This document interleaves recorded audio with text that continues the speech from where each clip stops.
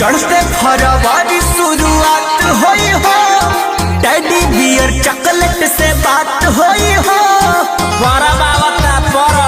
चढ़ते फरवरी शुरुआत होई हो, डैडी बियर चॉकलेट से बात होई हो। 10 के गुलाब साला 20 के बेचाई, माल जे कर बिया वैलेंटाइन मनाई, जे कर लगे नहीं खेऊ तुम्हे नहाई। माल जे कर बिया वैलेंटाइन मनाई, जे कर लगे नहीं खेऊ तुम्हे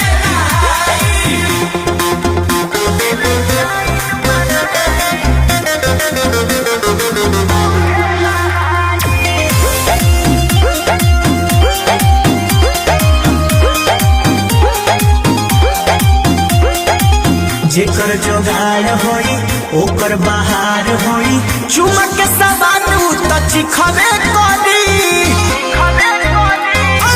दूसरे पढ़ी से करी भीतरे तो खीस करी, जेकर ना होई तही कबे करी। पार्क में लाल पियर हरियर लौकाई,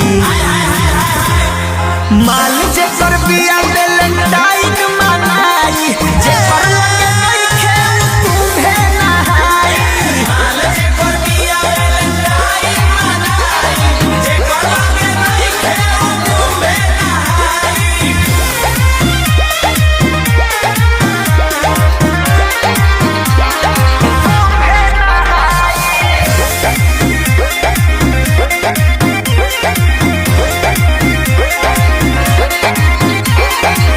फेरा में लागल रह, पीछे पीछे पागल रह, आज न त काल कोनो मिलबे करी। समय द ए हो सुरसुरी कहे प्यार बढ़ू लहे लहे, एक दिन मोहब्बत त खिलबे करी।